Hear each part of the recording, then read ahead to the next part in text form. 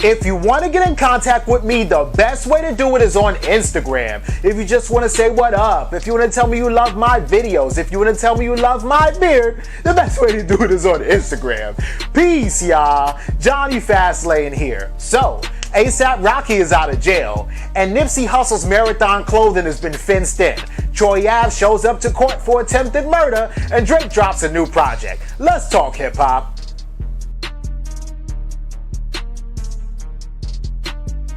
Alright, Joe, so this situation has been going on for about a month now, right? It was crazy, right? So, ASAP Rocky's in Sweden, and I mean, we all know this, right? And he's walking through the streets, and he's with his bodyguard and some other people, right? And then these two dudes are following him. I don't know if they wanted a picture or autograph or whatever, right? His security guard says, please step away, right? The two dudes get upset, and one dude throws the headphones at the security guard and breaks his headphones like on the security guard's back or on his shoulder or whatever, right? The actual full fight video is on my YouTube page, so you could click off of here and then click on that, you know what I'm saying, and watch the video, right? But the bottom line is, ASAP Rocky during numerous times during the video said, hey, listen, for the cameras, we do not want to fight these dudes. They keep following us, right? And the dudes kept following him. No, now you got to pay for my headphones. Now you got to pay for my headphones. ASAP Rocky was like, for the camera, I want you to know we do not want to go to jail. We do not want to fight these dudes. ASAP Rocky says that out of his mouth, right? And then all of a sudden, the footage cuts to ASAP Rocky grabbing one of the dudes, throwing him on the floor, and then all of them just jumping on him, bouncing on him, kicking him, and whatever, right? So ASAP Rocky was in jail for a couple of weeks until the trial started, right? And in Sweden, I guess they do trials really quickly because they started the trial on Monday, and ASAP Rocky took the stand on Tuesday. He talked about how he was fearing for his life. The prosecutors tried to say he picked up a bottle. A witness said that she did see him hit the guy with a bottle, and then the witness said that she didn't see ASAP Rocky hit the guy with a bottle, so she recanted her statement. And then ASAP Rocky's bodyguard went on the stand and talked about what happened and everything. ASAP Rocky said he feared for his life and that he did pick up a bottle in case he had to use it, but then he put it back down. He didn't hit the guy with it. It was crazy, right? Donald Trump comes out and on Twitter and he's chastising the Prime Minister of Sweden, saying that he let all African Americans down or let all black people down because ASAP Rocky is still locked up. Then certain people were like, yo, ASAP Rocky don't care about the black community anyway. And I was one of them. ASAP Rocky don't care about the black community anyway, so we don't care if they let him out. And other people was like, yeah, but still, he shouldn't be locked up for a fight. And if he got into a scuffle in New York, he would have been out the next day. I was one of those people too. I mean, it was just crazy, right? But the whole situation has come to an end, right? The last day of trial was today, Friday, August 2nd, and guess what? ASAP Rocky's out of jail. He hasn't went on Instagram since July 2nd, and then today, about maybe 15 minutes ago, he posted something on Instagram, basically saying, thank you for all the support that he's received, and he thanks God, well, not God, but he said, thank you from the bottom of my heart to all my fans, friends, and anyone across the globe who supported me during these last few weeks. I can't begin to describe how grateful I am for all of you.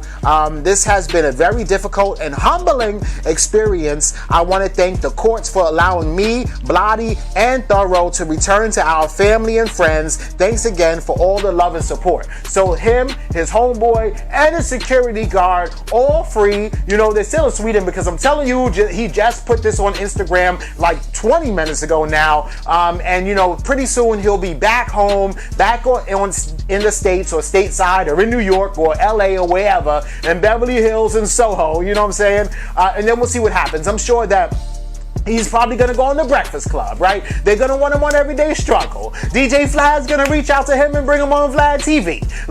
He's probably going to go and do mad interviews about his experience there. They're going to ask him, one, how were the jails there? And they're going to say, were you, not eating? And did you, lose weight? And were you being treated fairly? They're also probably going to ask him about his take on the fight and what really happened. And then they're also probably going to ask ask him, hey man, what's up with them statements that you said before about, you know, black people and how you can't relate to their struggle because you black and you had a struggle that was very relative. So what you feel about it now? And he said that he's humbled, but this is just him, you know, quick little Instagram post. So we will see what happens from here. But for now, A$AP Rocky is free and on his way home from Sweden. Let me know what y'all think about this in the comments down below. All right, so Lauren London went on Instagram on Wednesday, right, on July 31st, and she says, as a notice to the public, we're putting up a gate on Thursday, August 1st, which was yesterday, to enclose the plaza at 3420 West Lawson Avenue to start the development and stages of the forthcoming Nipsey Hussle Tower to commemorate and honor the life and legacy of Nipsey Hussle. The Marathon Clothing Store will remain closed, but you can shop online at the marathonclothing.com.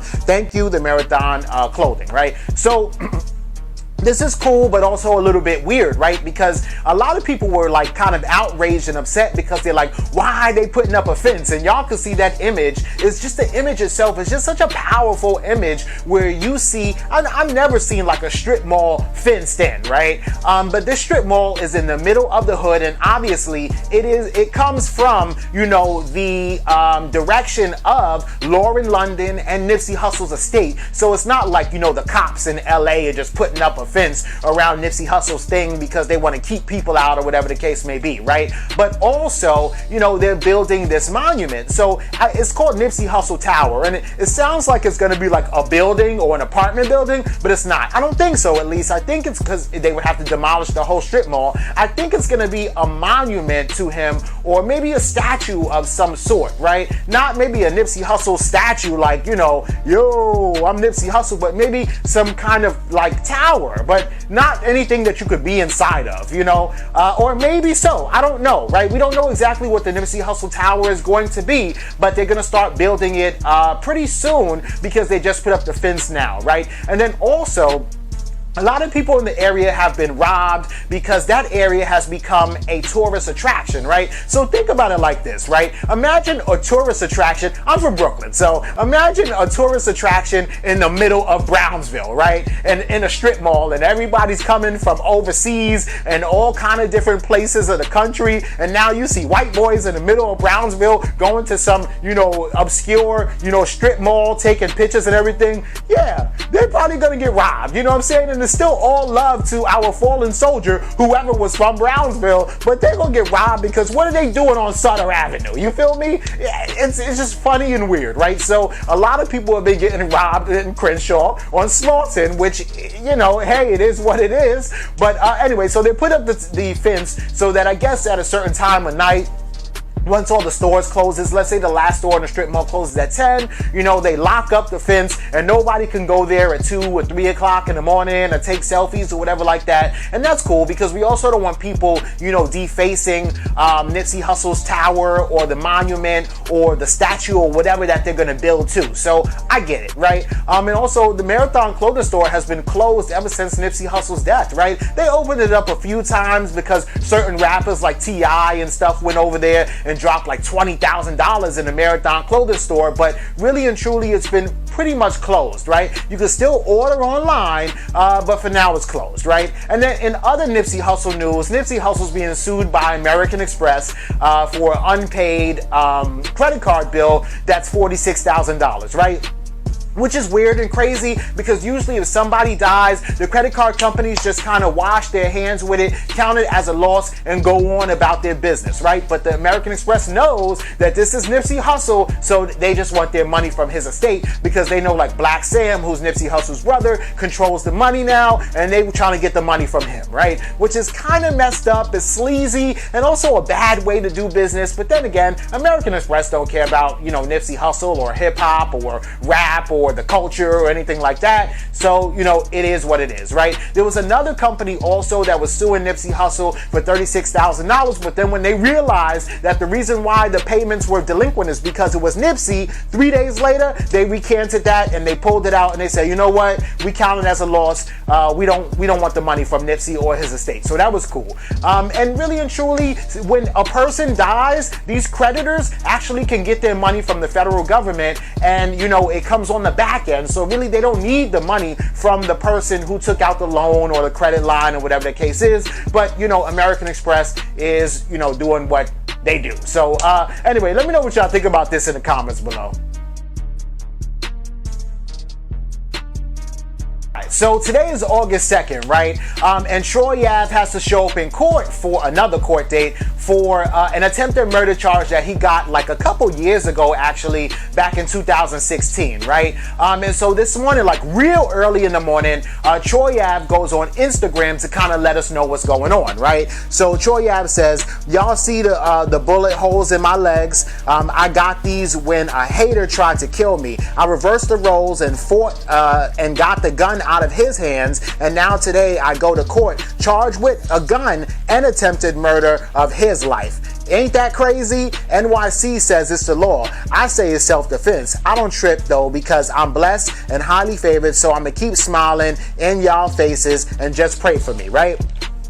So Troy Ave, right, is talking straight facts. So I was there that night, and I ain't finna get into like mad details. I'm gonna just talk about like what is publicly known, but we all kind of know what happened, right? In May of 2016, when Troy Ave was backstage, right? Bottom line is this: there was two dudes from Brooklyn, Troy Ave and another dude. The other dude is a gang member, and he kind of just feels like, you know, Troy Ave, he had beef with Troy Ave, right? So Troy Ave is not the type of person to back down at all, and a lot of people actually didn't like Troy Ave and kind of look at him as being cocky and also arrogant, including this dude, right? So, you know, things happen, and, you know, the person had a gun or whatever like that and ended up shooting at Troy Ave, but Troy Ave's bodyguard, Benga, actually jumped in front of the bullet and saved Troy Ave's life, right? And that's what a bodyguard is supposed to do. They're supposed to guard your body, right? So he does that, but ends up getting shot, taking a bullet, and Troy Ave's bodyguard actually dies right there on the spot, right? Troy Ave wrestles with the person because he knows that person is really with the shits now,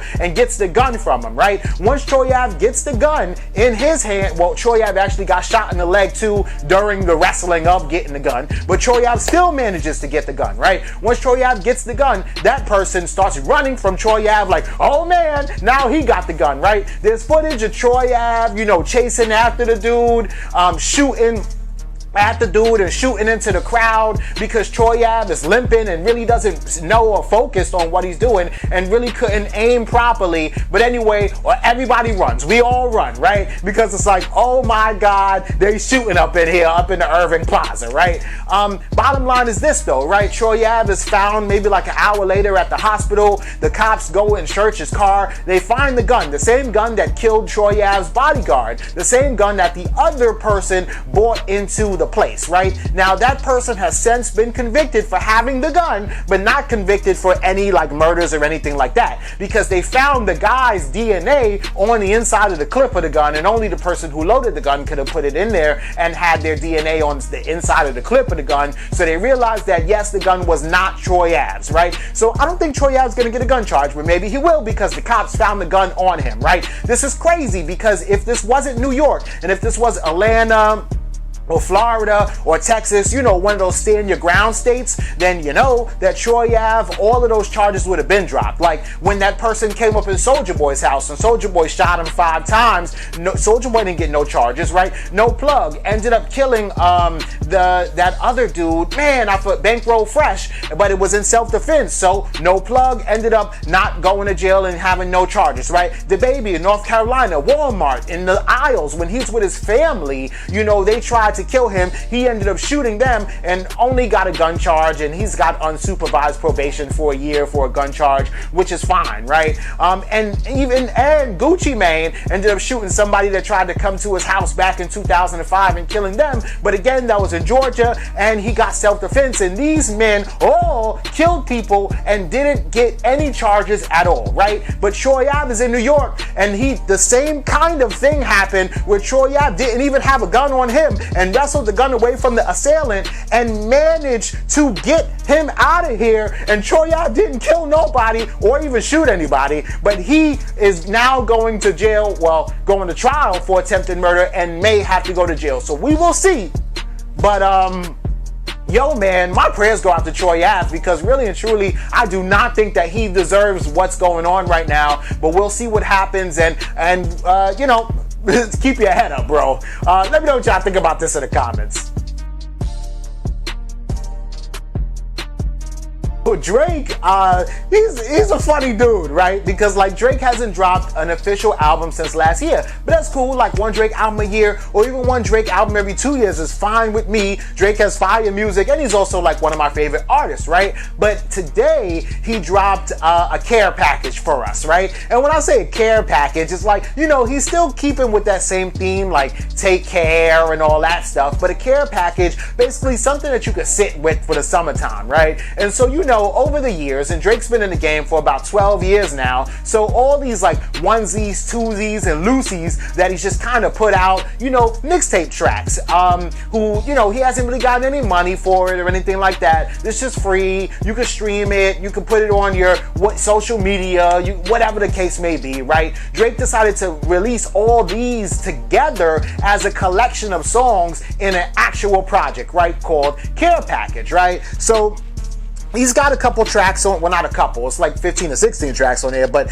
Dreams More Than Money Can Buy, The Motion, How About Now, Trust Issues, Days in the East, Draft Day, 4 p.m. in Calabasas, 5 a.m. in Toronto, The Lonely, My Side, Jodeci Freestyle with J. Cole, Club Paradise, Free Spirit, that's with Rick Ross, Heat of the Moment, Girls Love Beyonce, Paris Morton Music, and Can I, right? And so all these songs have come out before, but over the years, right? And all these songs also are not on any of Drake's albums at all whatsoever, right? These are songs that you might randomly see like pop up on like the internet somewhere, like on YouTube or something, and it was like an unofficial release or a leak song or whatever the case may be, but favorites, songs that everybody said, you know, that 5 a.m. in Toronto that Drake did, he bodied that, you know what I'm saying? But you can never really find it on any project, and you gotta like pull up the unofficial like dirty version to listen to. Well, now it all lives in one space on Care Package, right? And now it's for sale, so Drake is probably gonna do numbers behind songs that we all already heard. But I'ma listen to it, I'ma stream it, and I'm sure other people will too. So this is fire. Let me know what y'all think about this and everything else in the comments down below. Don't forget to like, comment, share, subscribe. Make sure I hit that notification bell. Follow me at Jonny Fastlane, that's Jonny Fastlane on Instagram, and y'all already know what to do. Peace.